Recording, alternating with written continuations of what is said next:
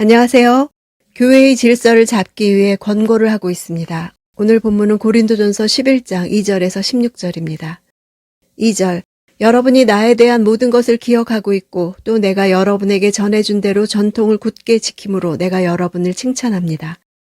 지금도 보수 정통 유대회당은 남자들이 모이는 공간과 여자의 공간이 엄격히 구분되어 있습니다. 초대교회는 회당의 특징을 많이 이어받았으나 바울은 남녀 구분 없이 함께 같은 방에서 예배드리게 했습니다. 그것은 놀라운 일로 여성의 지위 향상을 의미합니다. 그런데 그뿐 아니라 공예배에서 여자들도 대표기도 하고 설교도 하게 했습니다. 그런데 갑자기 자유를 얻은 고린도 교회의 여자들이 남자들과 평등하게 예배에 참여하면서 절제하지 않고 무질서하게 예언하고 머리에 쓰던 것마저 벗어던지니까 예배 분위기가 산만해지고 아주 어지럽게 된 것을 들었습니다. 바울이 그 질서를 잡기 위해서 부드럽게 칭찬하며 말을 시작하는 것입니다.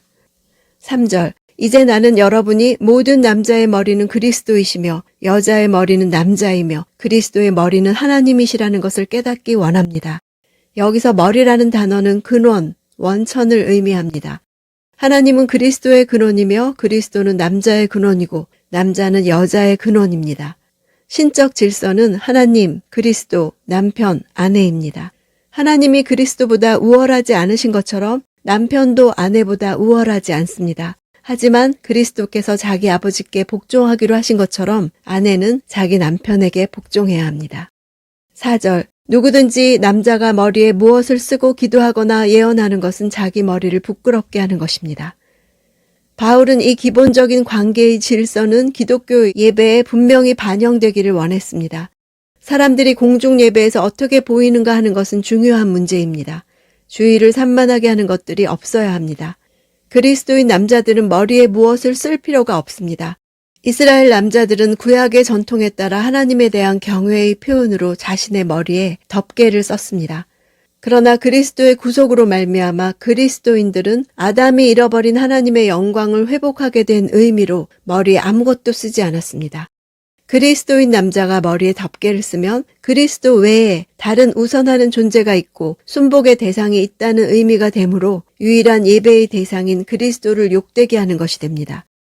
그들은 자유케 되었고 머리에 아무것도 쓰지 않은 남자들이 인도하는 기도와 예언의 사역을 통해 그리스도의 영광이 똑똑히 보이게 되었습니다. 5절, 또한 누구든지 여자가 머리에 무엇을 쓰지 않고 기도하거나 예언하는 것은 자기 머리를 부끄럽게 하는 것입니다.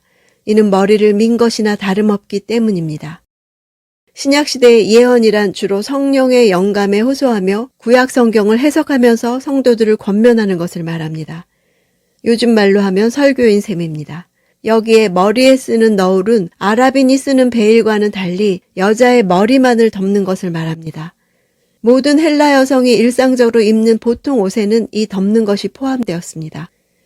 그것을 쓰지 않는 여자들은 창녀들이나 유죄 판결을 받은 가늠한 여인들, 아프로디테 신전의 성전 매춘부들이었습니다. 종들은 머리를 밀었습니다.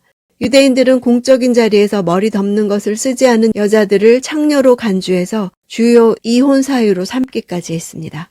바울이 여자로 하여금 공적 예배 때 덮개를 쓰라고 명한 것은 이런 당시의 사회적 배경과 무관하지 않습니다. 7절, 남자는 머리에 무엇을 쓰면 안 됩니다. 이는 그가 하나님의 형상이요 영광이기 때문입니다. 그러나 여자는 남자의 영광입니다. 랍비들의 해석에 따르면 하나님의 형상으로서의 남자는 하나님의 영광을 비추는 존재입니다. 만약 바울이 이런 랍비적인 해석을 염두에 두었다면 그는 남자가 머리에 무엇을 쓰는 것은 바로 하나님의 영광을 가리우는 것으로 이해했습니다. 하와가 아담으로부터 유래되었기에 여자는 남자의 영광을 나타내도록 지음받았습니다. 자신의 위에 최고 영광, 최고 권위가 있음을 나타내기 위해 머리에 써야 했습니다. 9절, 또 남자가 여자를 위해 창조된 것이 아니라 여자가 남자를 위해 창조됐습니다. 이 말은 창세기 2장에 하나님께서 여자를 돕는 배필로 지으신 사실을 말하는 것입니다. 돕는다는 단어는 하나님께서 모세를 돕거나 연약한 백성을 돕는다 할 때 쓰는 단어입니다. 종노릇이 아니라 오히려 주인이 자비와 긍휼의 마음으로 종을 돌보듯이 돕는다는 뉘앙스까지 있습니다. 남자와 여자는 성별에 따른 역할과 목적이 다르다는 것을 강조하는 것입니다. 10절. 그러므로 여자는 천사들 때문에 그 머리 위에 권위의 표를 두어야 합니다. 이 구절은 해석상 많은 논란이 있습니다. 사해사본에 따르면 하나님의 백성들이 예배할 때 천사들이 함께 있다고 전제합니다. 회중이 거룩하지 못한 모습으로 거룩한 존재인 천사들을 거스르지 않아야 한다는 의미인 듯 합니다. 11절. 그러나 주 안에서는 남자 없이 여자가 있을 수 없고 여자 없이 남자가 있을 수 없습니다. 그러나로 번역된 단어는 정확히는 그럼에도 불구하고입니다. 지금까지의 내용에서 전환된 새로운 결론이 나올 것을 암시합니다. 주 안에서는 남녀 간의 새로운 인간관계가 설립되어야 한다는 사실입니다. 성적 차이를 지님에도 불구하고 본질적으로 동등하고 고귀한 가치를 지니고 있다는 것입니다. 지금까지 언급한 남자와 여자에 대한 창조 질서를 그리스도와의 관계에서 다시 설명하고 있습니다.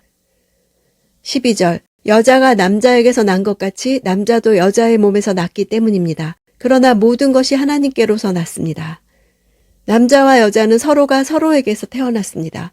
또한 남녀의 본질적 기원은 하나님이십니다. 여자가 머리에 써야 하는 것이 마땅하지만 이것이 남녀 간의 본질적 불평등을 말하는 것이 아닙니다. 13절. 여러분 스스로 판단해 보십시오. 여자가 머리에 쓰지 않고 하나님께 기도하는 것이 마땅한 일이겠습니까? 고린도 교인들의 당면 문제인 공적 예배 때 여성의 너울 착용 문제를 당시 사회 관습과 문화적 상황에 따라 상식적으로 판단하라고 말합니다.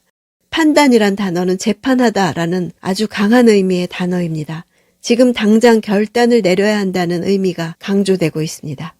바울은 이런 표현을 써서 여성의 너울 착용 문제는 선악의 문제라기보다는 무엇이 보다 상황에 어울리는가의 기준을 두어야 하는 상대적 문제임을 밝힘으로써 여자가 쓰는 것이 더 타당한 일임을 말하고 있습니다. 14절. 여러분의 본성 그 자체가 가르쳐 주듯이 남자가 긴 머리를 하는 것은 그에게 부끄러움이 되지만 당시 헬라 문화권에서 남자가 긴 머리를 하는 것을 인간 본성에 어그러진 일로 여긴 이유는 여자가 머리를 짧게 하는 것이 자신이 창녀임을 나타내는 것 같이 남자가 머리를 길게 기르는 것은 자신이 동성연애자로서 여자의 성 역할을 하고 있음을 나타내는 것으로 여겼습니다.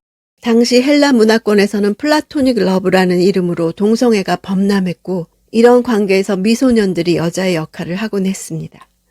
15절. 여자가 긴 머리를 하는 것은 그녀에게 영광이 되지 않습니까? 이것은 긴 머리가 그녀에게 쓰는 것을 대신해 주어진 것이기 때문입니다. 남자의 짧은 머리와 여자의 긴 머리는 하나님의 창조 원리를 존중하며 그에 대한 순종을 뜻하는 외적 표시입니다. 일부 고린도 교회 여성들은 하나님의 창조 질서와 그리스도인의 자유와 제한성은 도외시한 채 남성으로부터의 자유와 형식으로부터의 자유를 외친 것으로 보입니다. 16절. 이 문제에 대해 누가 논쟁하고 싶어 할지 모르나 그런 풍습은 우리에게도 하나님의 교회에도 없는 것입니다. 세상의 건전한 문화적 본성에 이유 없이 대항하는 것은 자유의 표현이 아닌 방종의 표현입니다.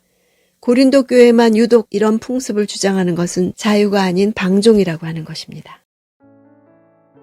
바울이 공예배 때 남들 앞에 나서서 기도하고 설교하는 여자들에게 머리에 쓰라고 하는 이유는 두 가지였습니다. 교회 공동체 안에서 남자들을 성적으로 자극해 주의를 산만하게 하는 것과 교회 외부상에 악평이 나는 것을 두려워했기 때문입니다. 바울은 교회가 헬라인에게나 유대인에게나 누구에게나 거침돌이 되어서는 안 된다는 것을 거듭 강조합니다. 모든 것을 질서 있게 해서 교회 밖의 사람들에게 흠 잡히지 않게 하라는 것입니다. 이 문제는 초대교회 바울의 선교 상황에서 얼마나 중요했는지 모릅니다. 오늘날도 교회는 적대하는 세상 사람들에게 오해도 받고 악선전도 받고 있습니다. 그런 세상에 오해와 음해의 빌미를 주지 말라는 바울의 말은 우리에게도 유효합니다. 하나님은 질서의 하나님이시며 일관성의 하나님이시고 모순되지 않는 하나님이십니다. 하나님께 영광을 돌리기 위해 자유케 된 우리의 예배드리는 모습이 그 하나님을 반영하는 것이 되기를 원합니다.